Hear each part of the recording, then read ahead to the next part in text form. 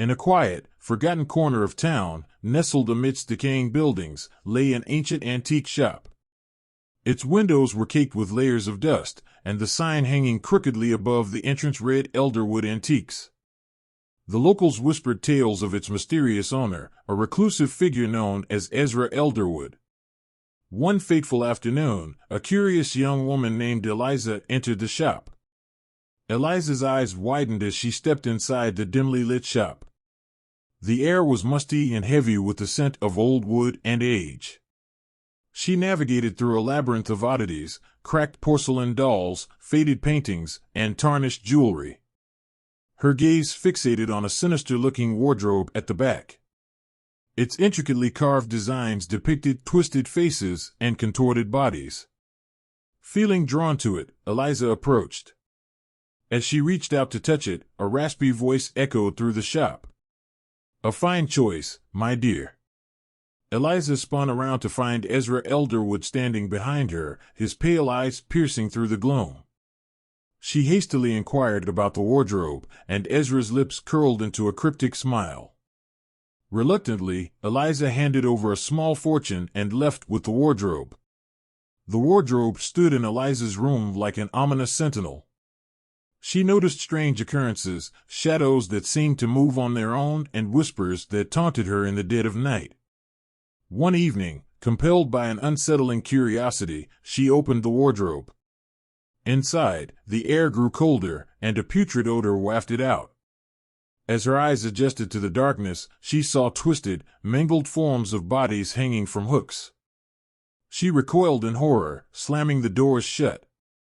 Eliza's once vibrant demeanor withered. Nightmares plagued her sleep, blending into her waking hours. She became consumed by the macabre, her mind fixated on the grotesque images from within the wardrobe. Her once glowing skin turned pale, her laughter turned to whispers, and her eyes grew distant. One night, driven by an insidious compulsion, Eliza opened the wardrobe again. The bodies within seemed to writhe, their lifeless eyes drilling into her soul. The room became an abyss of agony as their tormented whispers filled her mind. She realized with chilling horror that the wardrobe was a vessel of trapped souls, victims of Ezra Elderwood's malevolent sorcery.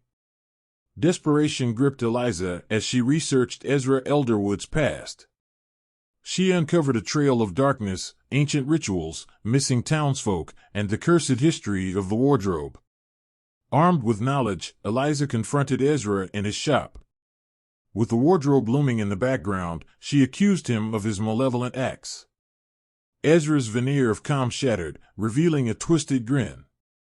He boasted of his power over life and death, his sadistic pleasure in watching souls wither within the wardrobe. Eliza, driven by righteous fury, demanded he release the trapped souls. A malevolent laugh escaped his lips as he refused, taunting her with the prospect of joining them. In a climactic struggle, Eliza fought to break Ezra's control. She uncovered a hidden compartment in the wardrobe, containing an ancient tome that held the key to releasing the trapped souls. With every ounce of her will, she chanted the incantations from the book, shattering Ezra's hold on the souls. As the last echoes of the incantation faded, the wardrobe released a mournful wail. The twisted forms of the trapped souls disintegrated into ashes, and the wardrobe itself crumbled into dust. Ezra Elderwood's form contorted grotesquely, consumed by the very darkness he had wrought. Eliza emerged from the ordeal forever changed, haunted by the horrors she had faced.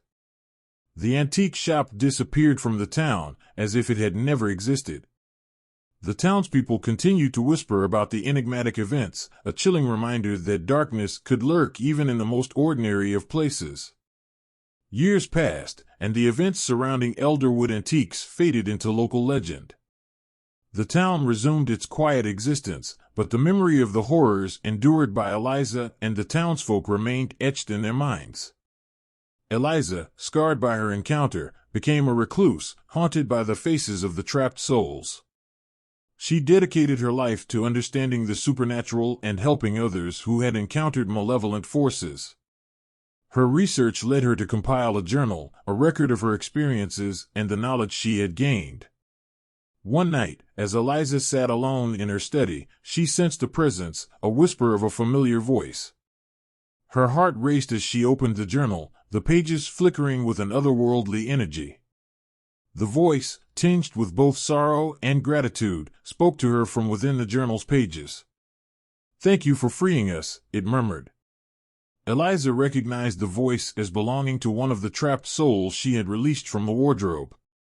Their presence was a reminder that even in the darkest moments, there could be a glimmer of hope. Eliza continued her solitary life, but she was no longer haunted by the shadows of the past. She had found purpose in helping others, a way to bring light to the darkest corners of the world. The journal became her legacy, passed down through generations, a cautionary tale and a testament to the resilience of the human spirit. And so, the tale of the Wicked Wardrobe lived on, a story whispered around campfires and told in hushed tones. The memory of Eliza's bravery and the horror she faced served as a reminder that evil could arise from unexpected sources, and that the battle against darkness was one that required courage, sacrifice, and the strength to face the unknown.